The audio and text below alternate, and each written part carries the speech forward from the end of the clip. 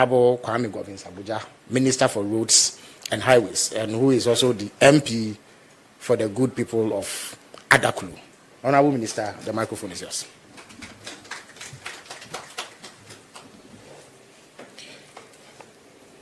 Thank you very much, Honorable Felix. Good morning to you all, friends of the media.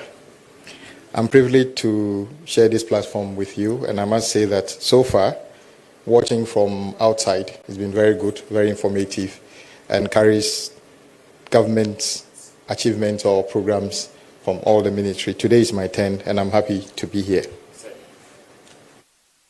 Of the media, I'm here today basically to share with you what we have done so far after chalking the great victory, which means that Ghanaians are expecting a reset of the way many things are done in our country.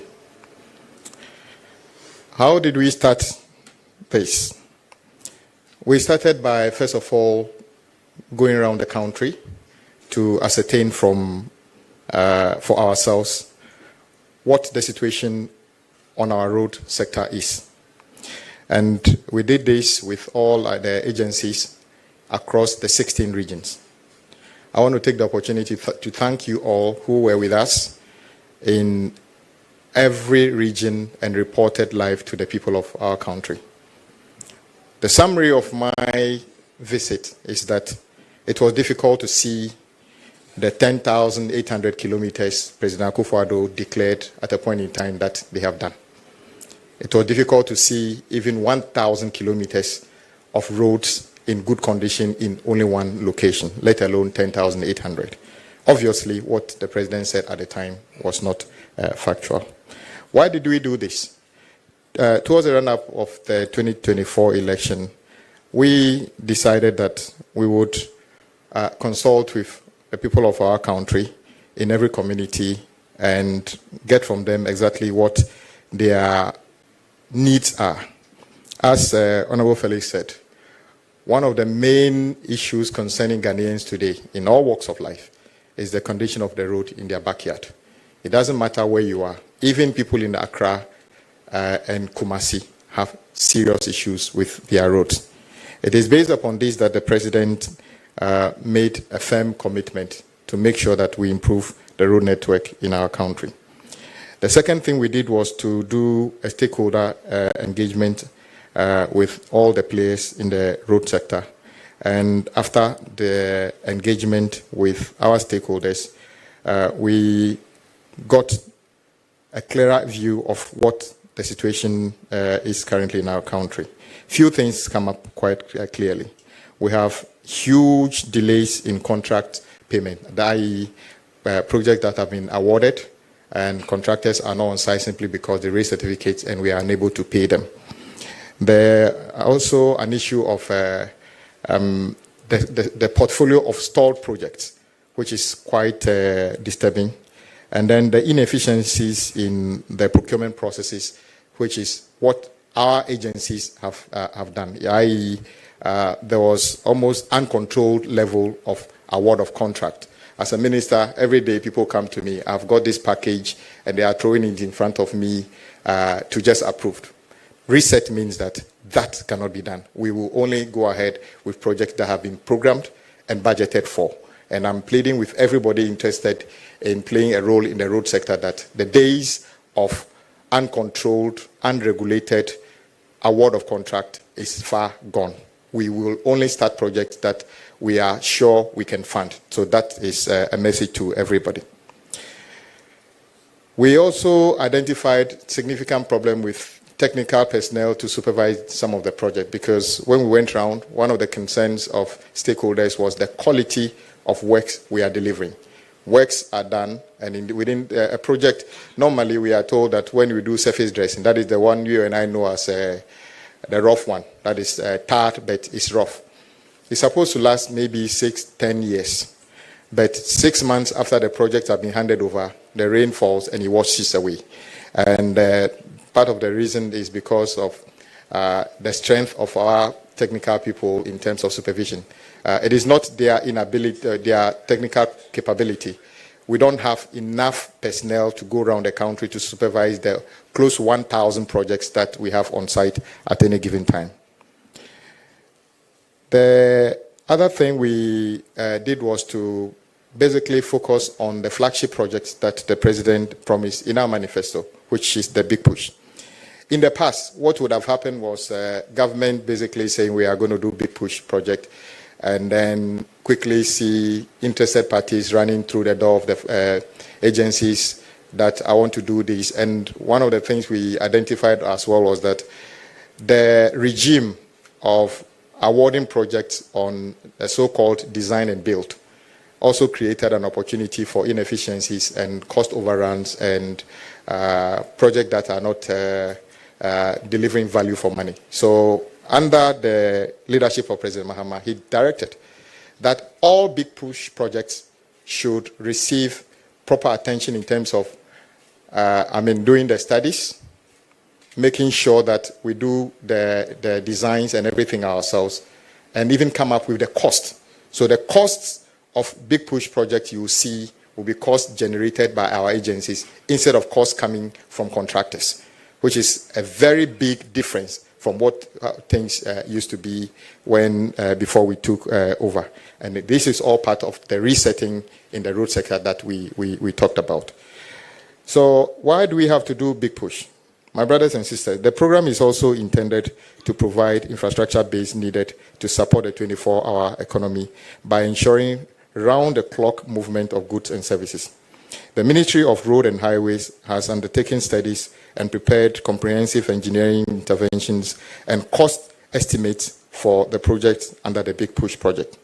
The Ministry of Finance has since issued commencement authorization for the following roads project. As I said, if we don't capture the project and know where the funds are coming from, we are not going to award them.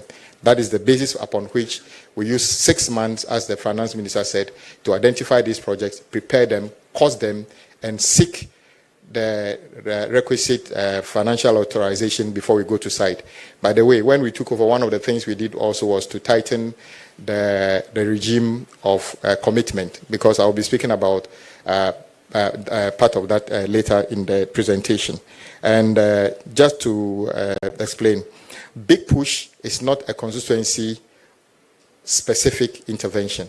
It's the big idea to operationalize the 24-hour economy and reset the whole country. Take, for instance, my brothers and sisters, if you were to be doing business in Wa, or you do some production in Wa, or you farm around Wa, and your goods are supposed to be going to Takoradi or coming to consumers in Accra. If you ever travel from Wa on the Western Corridor to Takoradi and other things, you will wonder why we left this for this long. And those of you who were with me saw the difficulty our farmers have to go through for this. We believe that if Big Push, and I have no doubt we will succeed, it should lead to lower prices of food in our country, because part of the cost of the food stuff on the market today is based on the cost of transportation. It doesn't necessarily mean that the food is expensive on the farm, because the farmer hardly increases the prices at the farm gate. And so let me give you an idea of some of the Big Push projects. And I want to take the opportunity to tell our countrymen and women that the roads I'm coming to mention doesn't mean these are the only projects government is undertaking. We are responding to what we promised under the Big Push only. We have more projects than I'm going to mention, which are all going to start concurrently. So don't worry if you don't hear Adaklu in the list. Big Push is bigger than dealing with the problems of Adaklu. So let me mention some of them. Construction of a new bridge over Oti River at Dambai, and God willing, these projects I'm mentioning, within 3 weeks, God willing, we should see many of them starting on site, not a promise. That is the Dambai Bridge, the rehabilitation of Wahan Road. But before I continue, what we intend to do is to reconstruct the road between Wa and Bolga completely.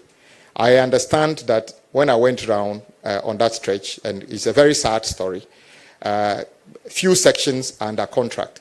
Majority of the contractors are not on site for the same reasons.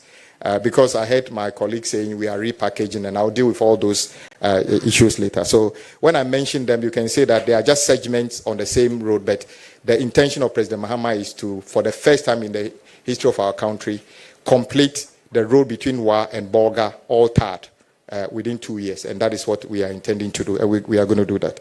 So upgrading of Tumu to Hamile Road, upgrading of Tumu to Han Laura, reconstruction of Navrongo Tumu Road, and then the rehabilitation of Techima Nkonsia Wenchi, rehabilitation of Wenchi Solar Road, construction of Sunyani Outer Ring Road, construction of Tamale Outer Ring Road. When the finance minister was making the presentation, somehow the Tamale Outer Ring Road was not highlighted, and people picked it up. In fact, I've got commencement authorization to cover that, and in few days we should be getting that contract formed and the contractor going on site. The Kumasi Outer Ring Road, the East Quadrant, the Kumasi Outer Ring Road will be more than 100 kilometers. The biggest problem currently is people moving from Accra trying to go around Kumasi or going to the northern part of the country. You are forced to drive into Kumasi when you don't need anything in Kumasi. So what we want to do is to, just after Ejisu, do a bypass completely, and then go and over the road around Mampong, which will mean that we can cut the congestion within Kumasi itself. The rehabilitation of Bintri to Napanduri, rehabilitation of Dudu Pepesu to Nkwanta, rehabilitation of Atimpoku to Esikuma. Okay, this is all a section to say that right from after the bridge, if you are coming to Accra, after the bridge, from there all the way to Aflau is part of that. So these are all just segments we are talking about as well. So right from the bridge, after Adomi Bridge, all the way through Ho to Aflau is part of the Big Push project, all to be done and completed within that segment. So if you realize that I'll mention it is just segments on the same road. And then Atimpoku to Esikuma Junction to Anyirawase, Anyirawase to Ho Titrinu, and then Akosombo, Jikiti, Kudi Kope Road, Asikuma to Enumbuso, Palime Road, Adomi Bridge to Akwamufie Road, the whole to Aflau, dualization of Winneba Mankesim Road, dualization of Cape Coast Takradi Road, rehabilitation of Mankesim Ejumako, Breman Asikuma Agona Swedro, rehabilitation of Tema Aflau Road, again, that different section. Dodoa Afienya Road, those of you who use that road Friday, Saturday will notice a very humiliating and frustrating situation. We believe if we do between Dowenya, Afienya to Dodoa, it will be an opportunity to detour. For instance, if you were at Adenta and you are coming from Aflau, what is the point of driving all the way to the motorway and then coming to Accra Mall to turn around? You don't need that. So you can detour at Dowenya, Afienya, Dodoa, and then as you know, the Dodoa Road also is not in good shape now. The previous government started and then it has stalled. I would explain to you what we are doing about that one as well. And then the Temaflau Road, which is on the same stretch, the Oyibi, Apollonia, Afienya Road, Enchi, Elubo, Dadieso, Akontombra, Ejofua, Oseiko Jokrom, Enchi, Kojom, Pechi, Bediaku Junction to come 5 to Seshi, Adabo Chrome.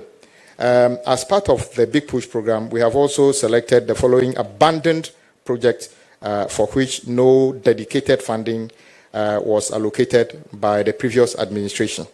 Rehabilitation and upgrading of Kaswa to Winneba Road. The rehabilitation of Ofanko and Sawam Road. Dualization of Takradi, Agona Junction. Construction of Swame Interchange and local roads. Construction of National Route 18, Wa to Han Road.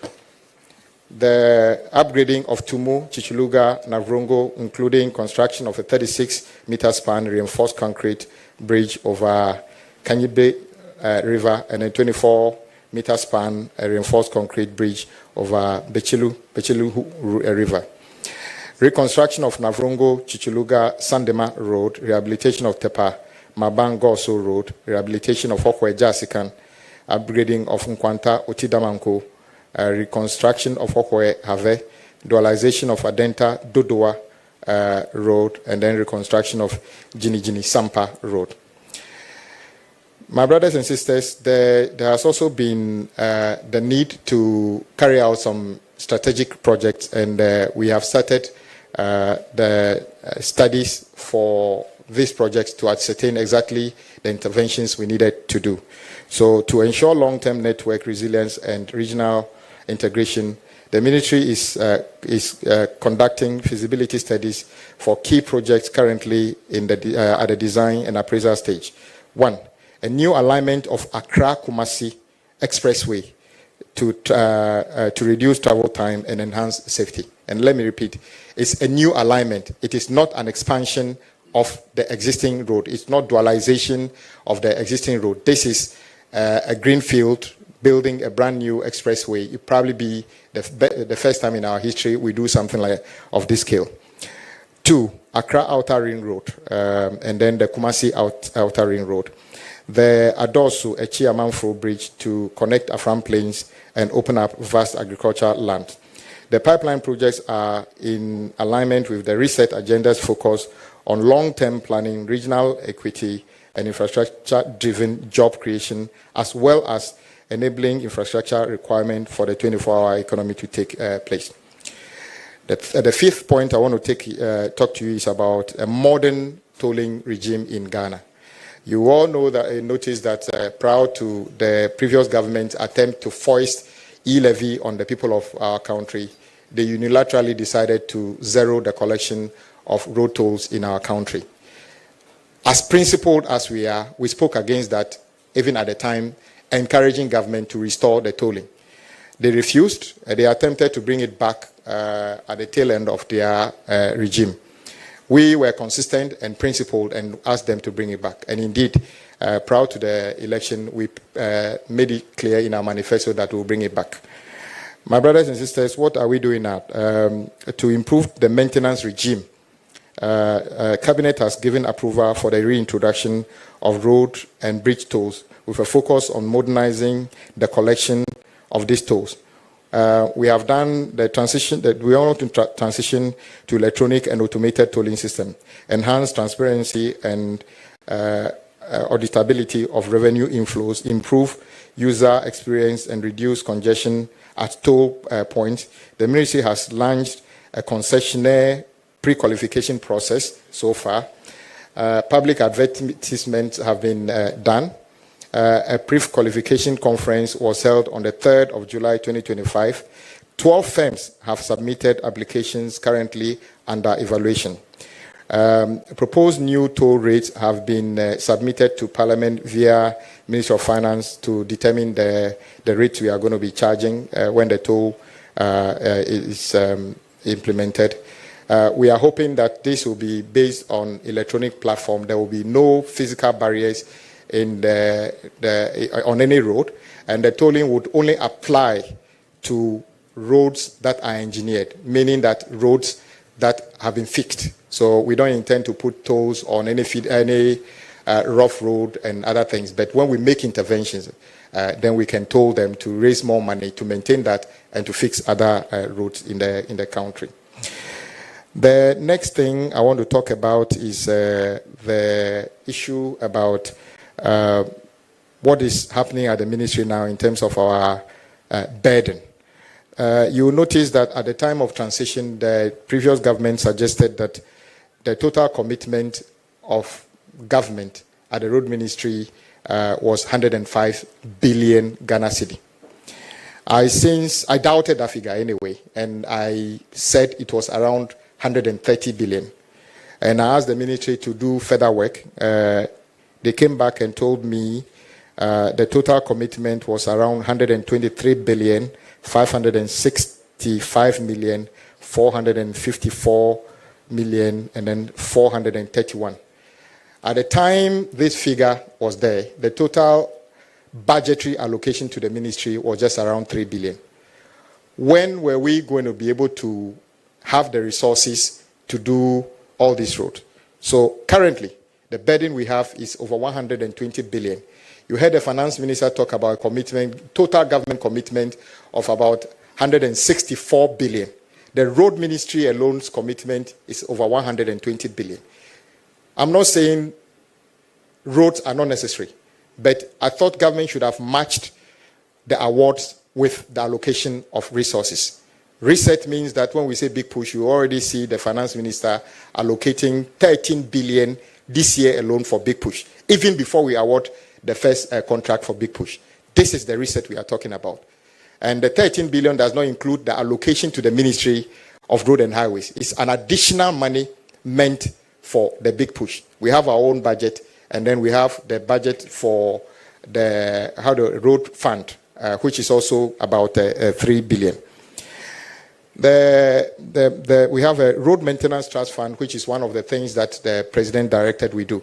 Currently, one of the biggest problems we have in our country is the maintenance of our roads. Sometimes the road could be engineered, but just sections are in a state that needed repairs. We leave it, and then the whole road gets deteriorated. President Mahama directs that we should, as part of reset, have a maintenance regime that is fit for purpose. So what he's directed us to do is to reform the road fund currently. Currently, the road fund exists mainly within the road ministry under the office of the chief director. And it can happen that in the whole year, a minister can decide that a district will not see any release or any allocation for any road maintenance. And rather, they will spend all the money in one location. President Mahama's idea of equity directs that when we reform the road maintenance trust fund, and I'm very grateful to yourselves and Parliament that last week Friday, the road maintenance trust fund bill has been passed, and we are awaiting the assent of that bill into a law by the President. What is this bill supposed to do? Unlike the past, reset means that accruals to the road fund will now go to Parliament, and Parliament would apportion how the road fund is spent, just the way Common Fund, Get Fund, and NHIS Fund is allocated. So once this becomes law, every district in our country would have at least a minimum allocation for road maintenance in that district every single year. The same way we are doing with Common Fund.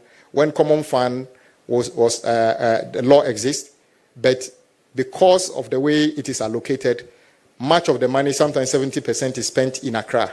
Now, under the new road maintenance trust fund, it is the stakeholders in the district that determines which roads are their priority to maintain at any particular time based on the amount of money they have. So this is new, and then we are grateful that the road maintenance trust fund have been created.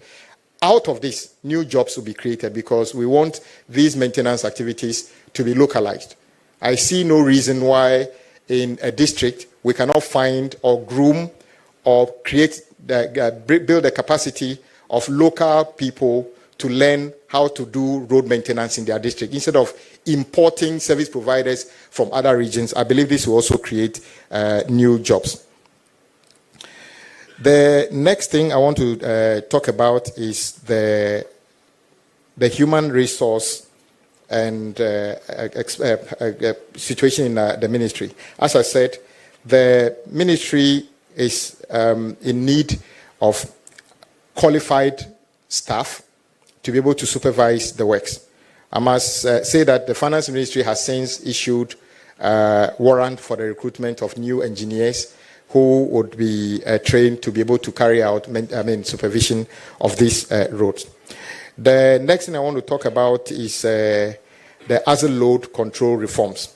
If you have been watching the ministry, one of the biggest challenges we have is the asset load regime. And you will notice that whenever government changes, there's this tendency for people to be interested in managing as a load stations.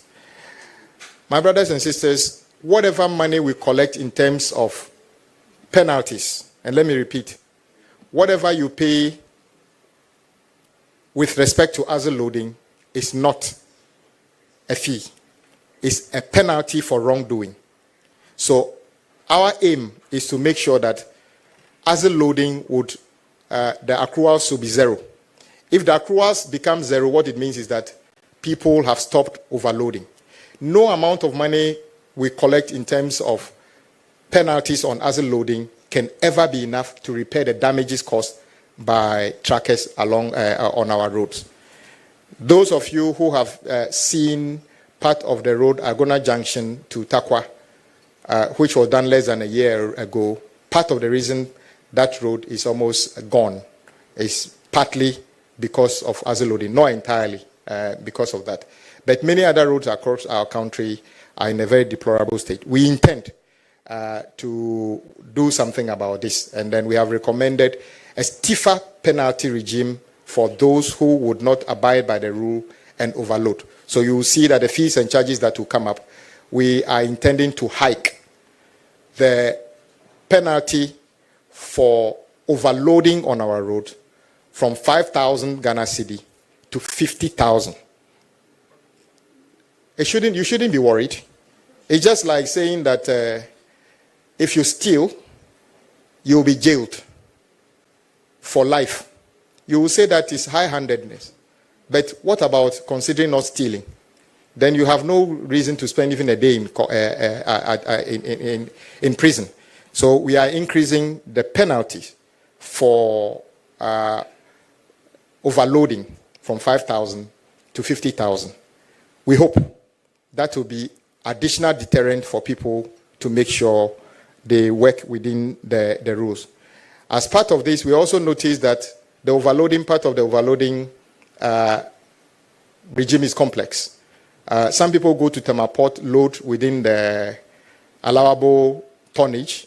When they get out of the port, they park somewhere and then top up the goods. We are coming up with a regulation. Currently, the penalty is solely on the driver. We intend that the penalty be extended to the owner of the goods. So a portion of the good will be seized, auctioned, and the money put in the road maintenance trust fund. I am sure if you lose half of the goods as a result of overloading, the next time we all work within the limit. So these are all measures aimed at deterrent. No one, in fact, we wish that nobody overloads, nobody gets to pay anything, nobody loses his or her goods. The next thing is about payment to contractors. It is true that as we speak, government owes contractors at road fund about 7 billion Ghana cedi. And then the GOG component is over 20 billion Ghana cedi. Truth be told, retiring these arrears is not going to be easy. But the finance minister has already made a commitment to pay 4 billion of the arrears this year alone. And I am aware that some contractors, the payment have started. But it's going to take some time for us to retire all this. The question is, how did we build this level of arrears over the years without making the necessary plans to pay them off? The reset means that President Mahama is determined to retire this. But before then, the finance minister ordered an audit of some of the certificates.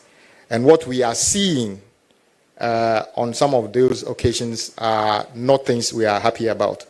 There are instances where a certificate at road fund was transferred to GOG for payment, and somehow both certificates were paid. I.e., road fund paid it and GOG paid it. We need a regime that is able to detect all these things and make sure that we don't pay for things that we did not consume.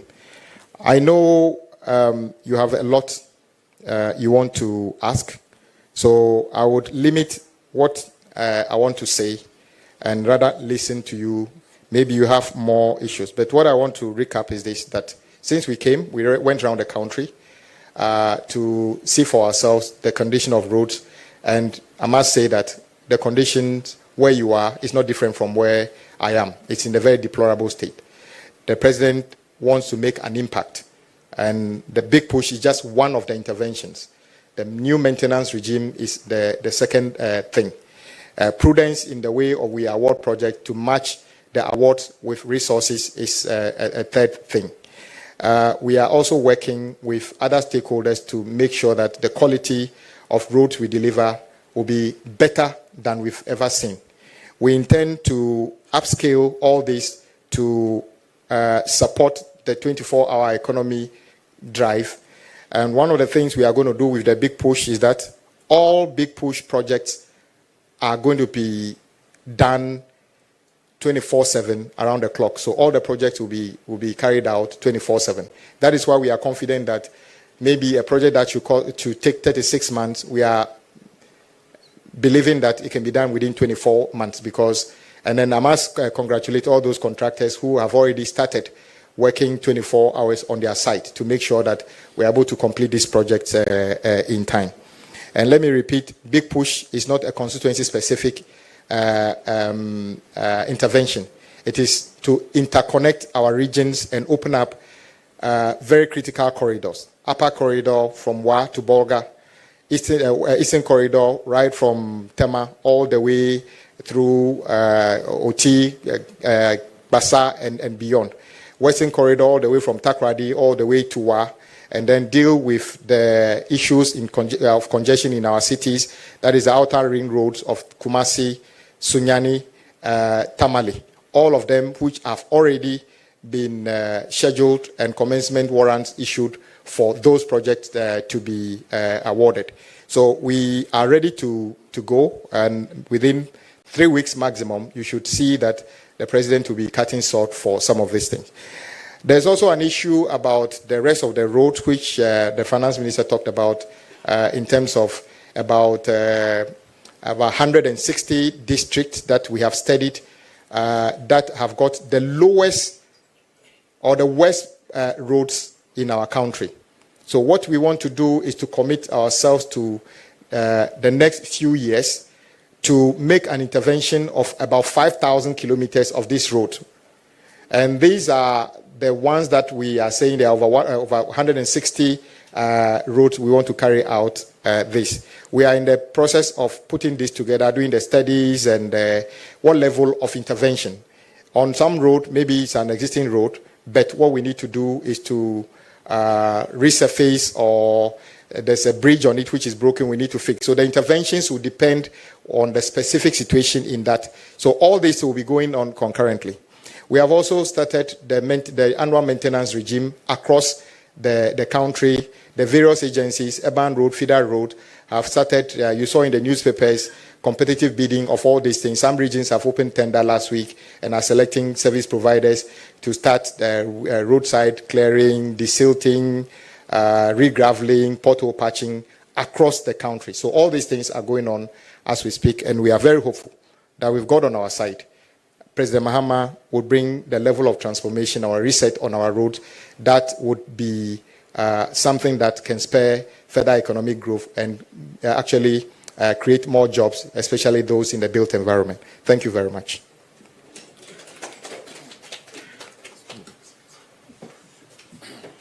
All right, thank you very much, Honorable Minister, for that concise presentation, which was loaded with very useful information. I would now invite members of the media present to the microphone to my left so that they may ask any questions that are agitating their minds over this presentation or any other matters relevant to the road sector.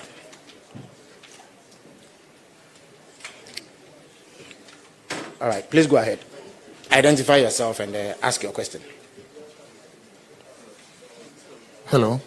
Good morning. My name is Shadrach Odame Ejare, Metro TV. My first question has to do, I don't know if it falls under the Honorable's domain, but it has to do with people crossing the highways under the footbridges? If it does, what is the ministry doing about it? And then he also mentioned the edge or government's working, settling the 7 billion, of which 4 billion is already underway. If this commitment is there, what happens to the contractors who also took what they are not supposed to do? What is happening to them? What should the ministry... Please clarify. If you say they took what they are not supposed to do, so we also... Or he mentioned people who were being paid work that was not done. Okay. So what is the ministry doing? Are they taking it back? Anything going on around those ministries? And then I think he also mentioned the Accra-Kumasi highway. I'm sure maybe his tree will be better than Dr. Ayines. Maybe he may want to do a better clarification, because people think or people know or are tempted to believe that we are seeing maybe from Ofankor straight to Kumasi dualized, where we are having 2 going, 2 coming, or 3 going, 3 coming. So I think we should get a better explanation on that. Thank you so much. Thank you. Thank you. Abdul Hanan Adam, EIB Network. Minister, I just want you to clarify one thing regarding what people may term as the most important road in the country, Accra to Kumasi, and that begins from the Ofankor stretch. Earlier, transport operators threatened that they will impose a levy if development on the road that is not encouraging, because they spend a lot to do maintenance and then also pay more to buy spare parts. What is the current update regarding construction on that stretch of Ofankor? And then we know there's one from Pokwase up to Nsawam that is in a very bad state. Could you kindly give us an update on that? Secondly, I want to find out, like my colleague asked from Metro TV, the Accra-Kumasi expressway, we don't have the scope of the project. Where does it start from? And when is construction supposed to start? And then also, how much is it going to cost us as a nation? Thank you. Thank you very much. Wisdom, Hedejeme, the XYZ Broadcasting. Minister made mention that the bridge on the Oti River is going to start in 3 weeks. I want to know exactly when the Dodowa Road is also starting, because for those of us on that stretch, we've not wore white shirts in a very long while, because you dare not try it. You go back with some much debt on you. And then number 2, I want to find out, is there any punishment that will be meted out to contractors who do shoddy works? Because we know contractors who do a work, maybe a period of just 6 months, we see the road, deteriorating again. So what's the ministry going to do to ensure that contractors do value for money jobs? Thank you. All right, thank you. Thank you. I am Sethi at GBC. Minister, how is the ministry aligning its maintenance program and axle load reforms to support the NDCs or the government 24-hour economy and ensure the long-term durability of the road network? And 2, how much has the ministry set aside or anticipate to pay as compensation to farmers, landlords and landladies whose farms and houses are going to be affected by the construction of these roads? Thank you. Thank you very much. Thank you. My name is Maltiti, GTV Breakfast. Minister, I'd like to know what the government has lost or the country has lost to unscrupulous people who just plunge the resources on our roads. Iron rods, there's still street lights. And also, if you can touch on the minority's assertion that the budget for roads is biased, depending on the areas that have been selected for the big push projects. Thank you. Thank you very much. So the minister would field these questions, after which we'll take another round. Thank you. Thank you very much. I'll start with my colleagues on the other side's comment about the budget. Of course, I don't blame them. They were not there when the budget was read. So how would they have understood what was said? So maybe they are acting on rumors since they were not there. But what the finance minister said was quite clear, and then I explained it here, that the big push projects are in 2 categories. President Mahama's vision for roads that he has mentioned in the past, which we've been working on. And the additional project that we have taken on as a result of the nature of those roads, which do not have enough sustainable source of funding. So, for instance, when you take the Western Corridor from Winchi, it doesn't start from Winchi, but the project we are doing it from Winchi to Wa. So, how do you try to share the road from Winchi to Wa amongst everybody? Because, truth be told, the road between or within some regions are better than others. In fact, when I went around, I didn't even see any contractor working in any part of OT region. It was as if it didn't exist. Almost every contractor working in OT was off-site. So there wasn't any project going on. And there are some places that contractors were actively working. Reset means equity as well. So if you have more and others have nothing, we bring them also to a level of sustainability before we share the other ones. So it is not about sharing equally amongst others. It's about addressing the issues. So, but I can guarantee you, Big Push project touches every region, all the 16 regions. So it is not even true that there's a region that has been left out of Big Push. Every region has got a Big Push project. So I can sympathize with my colleagues who were not there when the budget was read that maybe they are acting on rumors. The next thing I want to touch is overpayment. I know some of the agencies of state are looking into some of the alleged wrongdoings currently.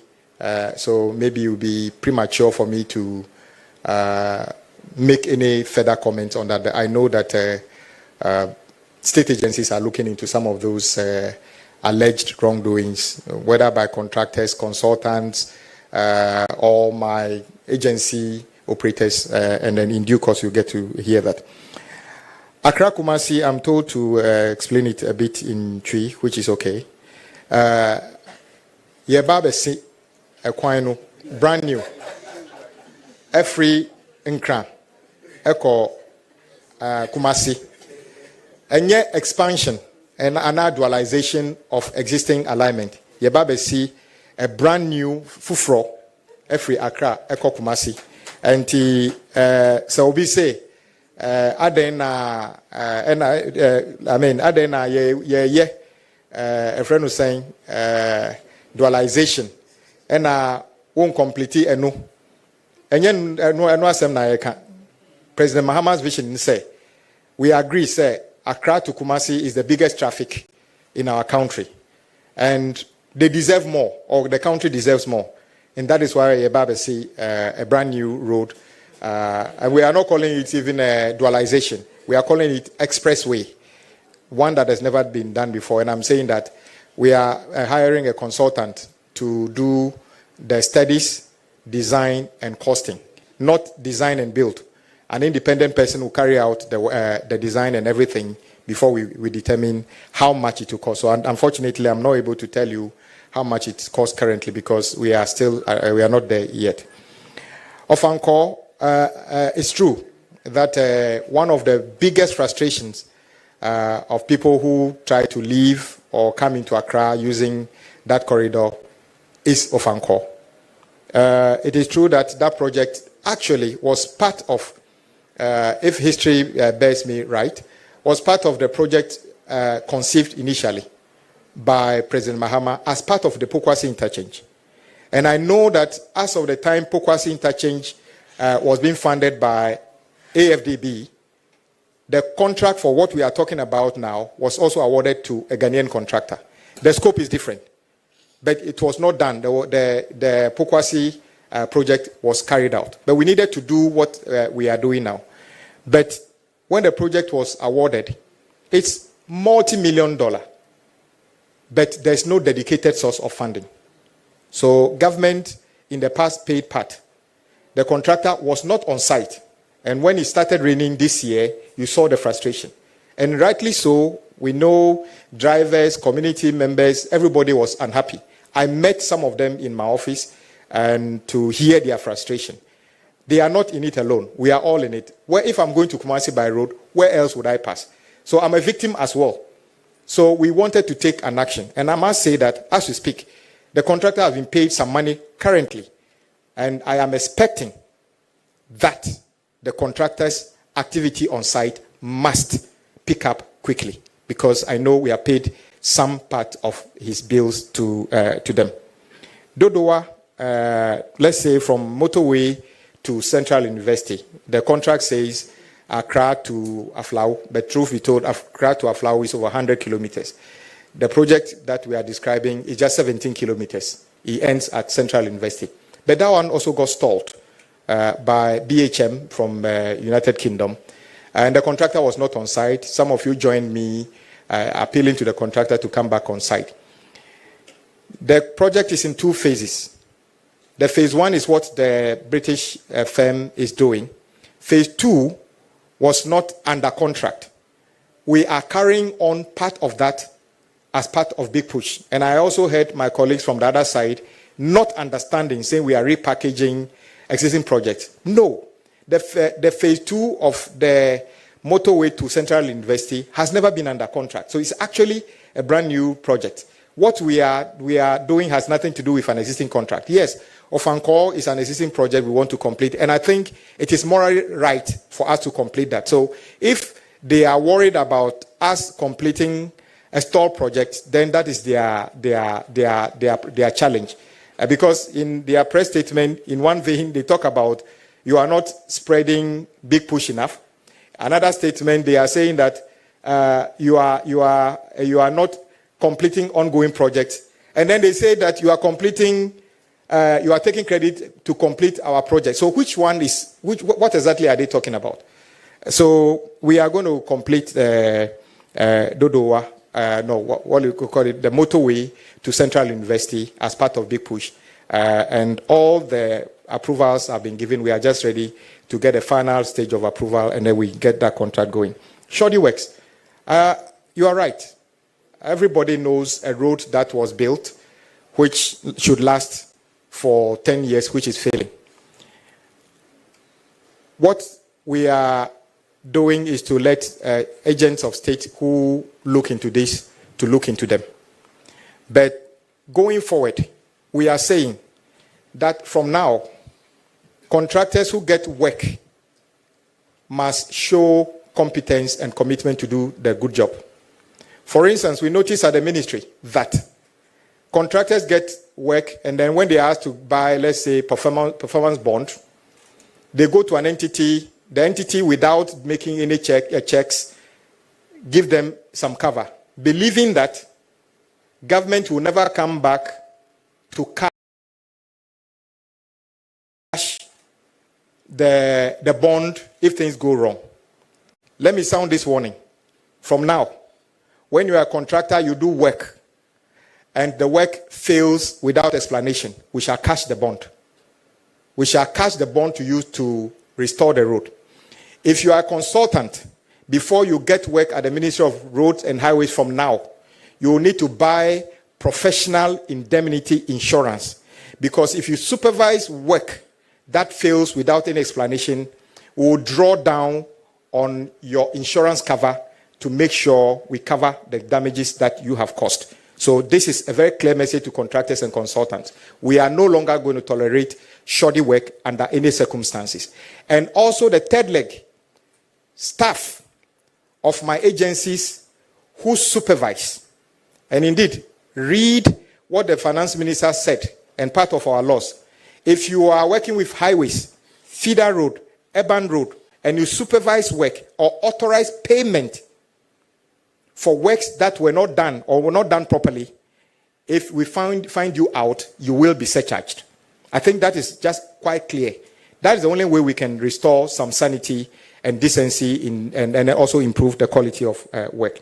As a loading, we intend to bring a regime after the implementation of the tolls to make sure that overloading stops. I've already signaled some of the measures, including hiking the penalty, not fees, penalty for overloading.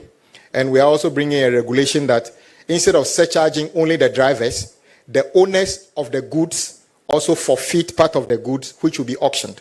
I'm sure that will be the beginning. and also to sanitize the way we operate as a loading station. Those of you who followed me on Agona Junction to Takwa, as of the morning I went there, it's as if no vehicle was offending. I drove 1 kilometer ahead, and then those who were with me, we apprehended 5 vehicles. 4 of them were overloaded. But they have all sorts of tricks, but we have a plan. And maybe in 6 months' time, you will see what we will come up with. Compensation for roadworks. The laws of our country allow the state to acquire your property for the purpose of national interest. But the law also says that you are adequately compensated. We compensate people when we are building roads, whether it's your legitimately taking your property. If you have gone to build in a right of way that belongs to government already, we owe you nothing. And I don't make any excuse about it. If a right of way exists, you knew this was supposed to be a road, you go and put up a shop on it. Don't expect government to pay you. It's like rewarding you for doing the wrong thing.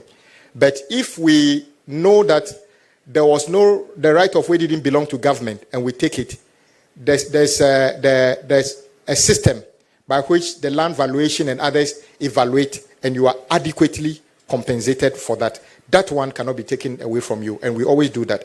Unfortunately, I don't have the figure, but I know that we have a bill of almost 1 billion Ghana cedi now, based on various evaluation coming out of different projects across the country. I think those are the first few responses.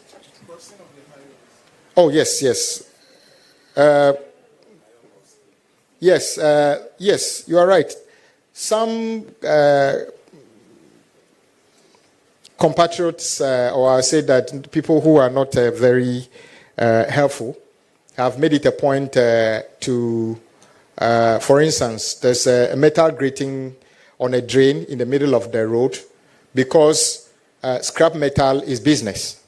They go and remove it in the night and go and sell it to scrap metal dealers. Maybe if I say they stop it, that will be better. We have traced a few, drain covers to a steel company that is converting those things to steel. So let me just remind you, if you are watching me, the law is coming to your smelter if you are using illegal materials for your as raw materials for your production. That is wrong. We also have people who go around chipping away concrete to remove iron rod. That is quite desperate.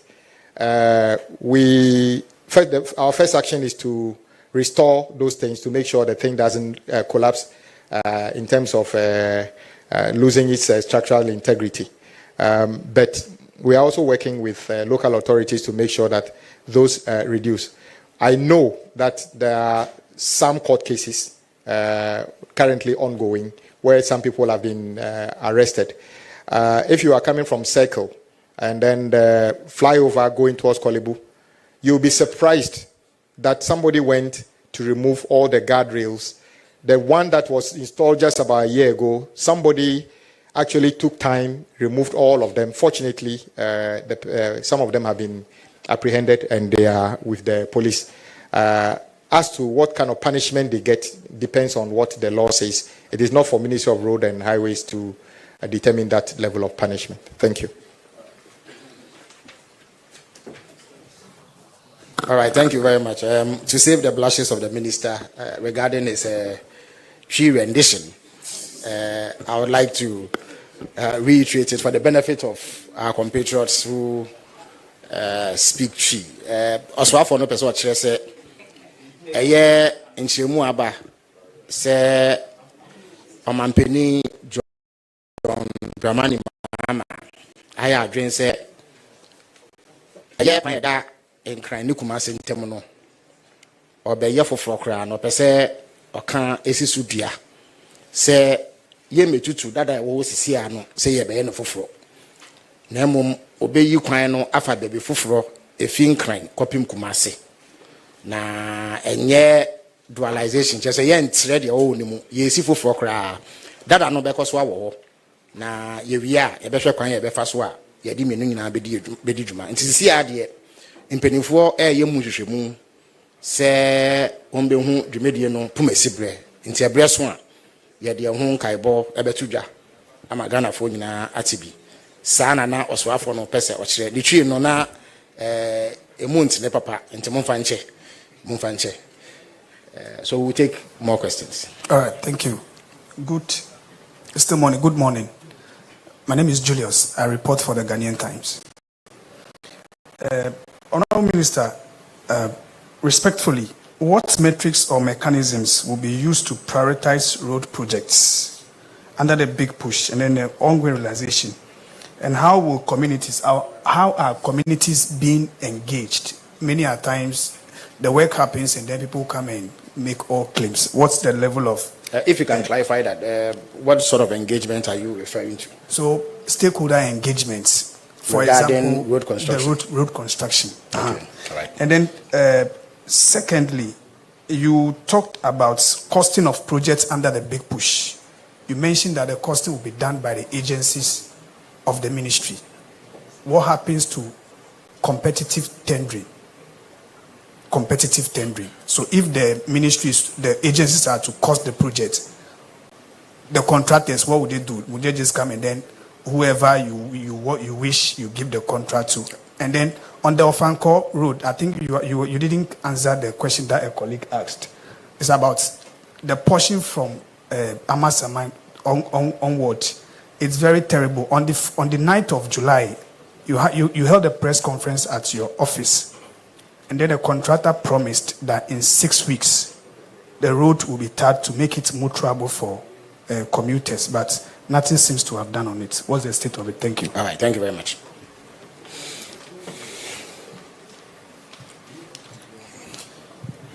Komla Kluche, I work at TV3. The first question has to do with the main of Ankoin and so on road. Still, the issue of the financing regime must come under scrutiny. What is the financing regime for the project that has caught a lot of attention? Then the bit of the government acknowledging a gamut or widespread abandonment of most of the projects to which contractors have not been paid. In the past, somewhere in 2022, when the government launched the tracker, they put some of the roads under it. For instance, the Insawam and then the Adomabre Road or something of that nature was captured. But the reality on the ground is that that road was never constructed at all. At least people from there have sent questions regarding that. How does your administration intend to be transparent and results-driven and not just the rhetorics as we have seen maybe in the past? The final one has to do with, if you look at countries like in Europe and then the Americas, we have metals or concrete barriers that are used to block roads so that people will not cross over, especially the highways. We have seen the case of, let's say, the N1 like this, where there are railings that are, some of them, broken down, and they're like, what are the plans of the ministry in working towards side where people do not get to destroy this, what's the name? The barricades of the sort that they use for this. Thank you very much.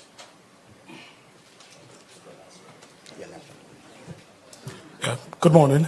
My name is Mark Solagbo. I work with Joy FM and Joy News. So our roads have become slaughterhouses where people are killed daily. In 2018, more than 2,000 people died on our roads. In 2019, more than 2,000 people died on our roads. In 2020, more than 2,000 people. In 2021, more than 2,000 people. In recent times, in 2024, 1,800 people died on our roads. In the first half of 2024, first 6 months, 1,500 people have died on our roads. Clearly, we have a road crash epidemic. many have suggested that, experts have suggested that a lot of these accidents happen as a result of head-on collisions. That's why I'm happy about the new expressway President Lama wants to construct. Your preamble is getting lengthy. My question is, are we going to consider investments in the railway sector and then water transport as a way of increasing, safety when it comes to mobility in the country? And then my second question, I know the minister... The question you just asked is best posed to the transport minister because he deals with rail and marine transport. So if you have a question relating to the road sector, you can ask it now. Yeah. No, the road minister is not in a position to speak about. No, but we've been talking about the expressway. Yes. The construction of the expressway is expected to stop the head-on collisions. Yes, but you also brought in marine transport and rail. No, so I'm asking, are we going to have more dualizations across major highways in the country to reduce the number of deaths that we have in Ghana? Yes, and then, okay, great, fantastic. Sure. All right. I'm happy. Go ahead. My last question. My last question is, I know the minister has been doing a lot of stakeholder engagement. He's been engaging contractors, especially on issues of payment and then procurement inefficiencies. I want to find out what the outcome is and what measures you put it in place to implement, some solutions to some of the challenges. Thank you. Thank you. Right. Well, good afternoon. My name is Emmanuel Romeo Tete from Ahota FM. So, roads, as the minister said, we are going to see roads construction in the country. My question is, what steps are being taken to reduce corruption and the supposed political favoritism in awarding road contracts? And secondly, please, what measures are taken to address the non-functioning road traffics on our road? Thank you. The traffic lights. All right, thank you. All right. So we take the last two questions and then... My name is Peololenu from Class Media Group. I want to find out from the minister, when the president went to do the thank you tour for the Greater Accra, he made mention of the Labadi Tema Road, the Lanua Road. During the budget, I didn't hear the finance minister mention it. And also when the minister was speaking, he didn't mention it. So I want to find out whether it is in the ministry's budget. And also the bridge on the Beishi Lagoon, it's becoming very dangerous. And those of us who use that bridge, sometimes when you are going in the evening and these big trucks are on the road, it's sometimes life-threatening. So I want to find. Thank you very much. Thank you. Akusia Otre, I work with City FM and GhanaWeb TV. Honorable Minister, on February 26, you indicated that government will not enter a private partnership when it comes to construction of roads. You cited the economy as a not being in a prudent, moment for these private partnerships. But subsequently, in a story published by citynewsroom.com, authored by Juliana Odame, your deputy called for private partnership to address the infrastructure gap that we have. Can you clarify the ministry's stance? Are you going in for private partnership or not? Secondly, your ministry has also confirmed that 50 roads under the big push will commence before the end of the year, and this was said by the deputy minister as well in an interview. Can you, with a given pressure anticipated to construct these 50 roads, or to begin the construction of these 50 roads this year, are you considering a 24-hour construction model to help this infrastructure deficit being addressed? Thank you. All right. Thank you very much. So the minister would answer these set of questions. Thank you very much. With our colleague who asked the first question, what are the metrics by which we select the big push projects? I already indicated that these are supposed to be inter-regional projects. So, for instance, or projects of significance that unlock the potentials of our country. So we have 3 major north-south arteries: the Central Corridor that runs through Kumasi and others, Eastern Corridor from Tema all the way through Passat, and then the Western Corridor from Takoradi all the way to Hamile. Those are the things. But if you look at all those routes right now, none of them is fit for purpose. So it's to address that. Then the upper corridor from Wa to Bolga. So there was the matrix has already been set, which is to interconnect our regions and create a good synergy that links the regions to the national capital in a very systematic way. So that's the first basis. And we believe that when we do this, it will actually spare what government is trying to do with the 24-hour economy and other things. You talked about how competitive it will be since the ministry itself is doing. In fact, even if before you do competitive tendering, the agencies under the ministry always come up with what we believe the thing should cost. We call it the engineers, sometimes engineers a figure. So it's not as if when we want to build a road between Accra and Kumasi, you can come and tell us it costs $10 billion. We know you are not being truthful because as we stand here, we have an idea how much it will cost. So we expect your bidding figures to be around that. So that doesn't make it any different. But what used to happen in the past is that we basically rely on developers to tell us how much they want to charge. And on many occasions, we believe that some of that cost would have been reduced if we did a bit more diligent work by ourselves by doing the studies and coming up with the cost. So sometimes, if you realize that the thing would definitely cost 50 cedis, even if you bid, it should be around that figure. So it doesn't really matter which procurement process you use. You just know that I've done the sums. It should cost around that price. Yes, I was at that meeting where the contractor or the contractor's rep promised that within 6 weeks we'll see some improvement. Indeed, immediately we saw the contractor on site, some work have started. For me, the most important thing is that today, I know the contractor's biggest problem was they've not been paid. And I must say the contractor was owed over 70 million Ghana dollars, which the previous government didn't pay.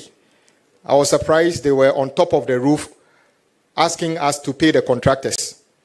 How much did they leave? In fact, even the $300 and something million that IMF gave us, if you listen to the finance minister, they spent it in 6 days before they left. They made sure they spent everything before they left. But President Mahama is not complaining. We are saying that we owe the contractors. We shall work hard and pay them. And today, I can confirm that some payment have been made to the contractor working on a Fankor project, and we expect that the activities on that side should pick up so that at least we can create a safe passage for the motorists whilst we work towards completing the rest of the project. I know we have paid in excess of 300 million Ghana cedi.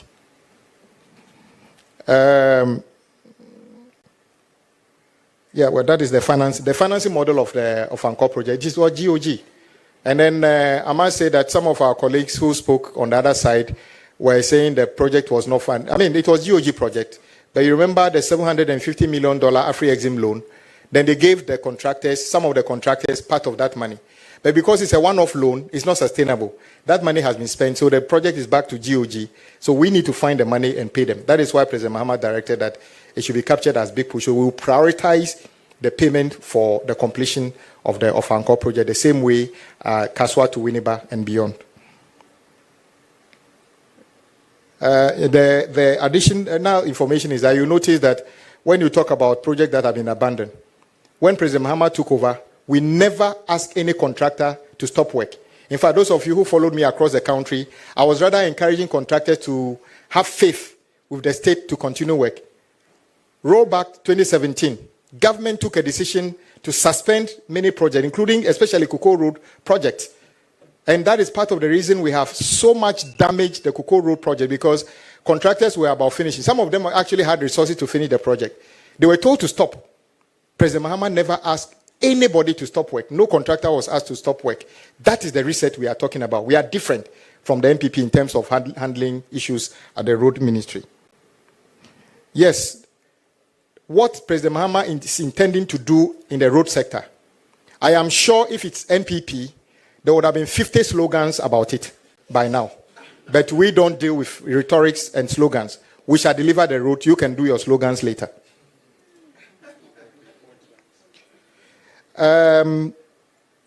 Yes, some of the roads, we need to improve the pedestrian, infrastructure around some of the roads. Sometimes where we put the footbridges and other things are not exactly where the pedestrians want it. So the new things we are trying to do, in fact, we have even identified roads that do not have that. We want to work on it. And then you talked about the street traffic lighting. All those are part of maintenance things we are going to do. And we actually started rehabilitating some of the damaged street lights. My brother from Joy FM, you are right. The irony is that the data we have suggests that road crashes happen through various means. We have road crashes on roads that are in a very bad state. Then we have road crashes on roads that have just been completed that drivers can't hesitate or can't save themselves from the road is so good overspeeding. So it is not a simple story of the road is bad, you have accident, or the road is good, we have accident. It is, in many cases, if you listen to the experts, driver error in many of the cases. Because, of course, if the road is two directions, single lane, two direction, and you want to overtake, or those of us who drive, it is always said that you overtake when it is safe. But unfortunately, we do have those situations. Dualizing the roads will not take away road crashes. You see road crashes on Accra-Tema motorway. There's nobody driving towards each other, but we still see road crashes. So driver competence and driver attitude is also a part of it. At the road ministry, we can only improve the roads, and I think drivers or motorists also need to take responsibility and do some of this.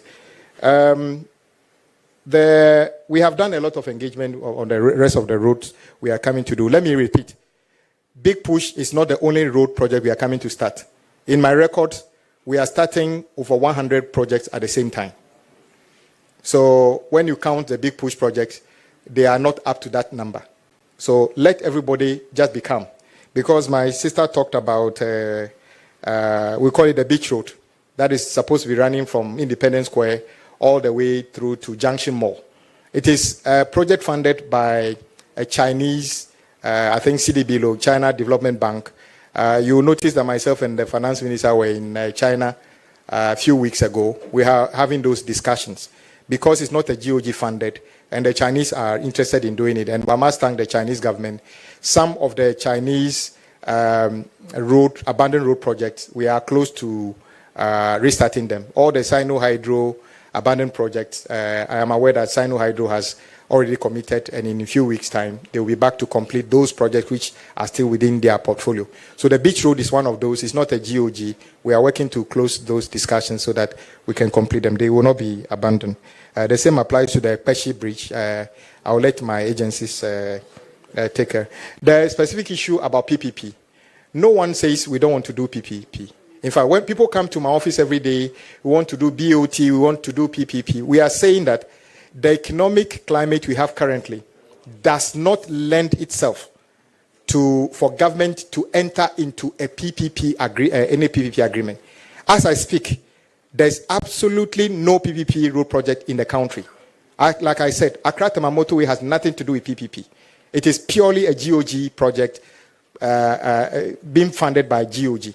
So we may get to a point beyond IMF where we have the ability to enter into those kinds of agreements, and then we can go ahead and do a PPP on major projects. That is what my deputy was talking about. So we are saying the same thing. But currently, you are not even allowed to have that discussion, let alone form it into a PPP project. So we are not actively pursuing a PPP program on road now because we don't even have the capacity until we go beyond the IMF program.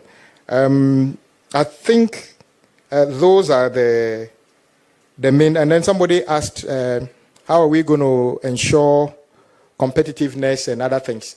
I must say that the haste in which we are currently, the demand for action now we would do whatever it takes to make sure that there's value for money in the selection of all contractors. The principle is that it is a contractor with the best capacity, the best attitude, and the best determination to align with the vision of President Mahama under the 24-hour economy. I have been to sites, and in fact, before even the first big push project come on stream, we have been to sites where contractors have put up signboard that this site is a 24-hour economy site, and they were working 24 hours on those sites. So yes, 24-hour economy is not a project, it's a policy, and the road ministry is implementing that. In the contracts that every big push contractor will sign, there will be a clause to say that this project will be undertaken 24/7 to make sure that we do the things within a certain agreed schedule so that we can complete them on time for the benefit of the people of our country.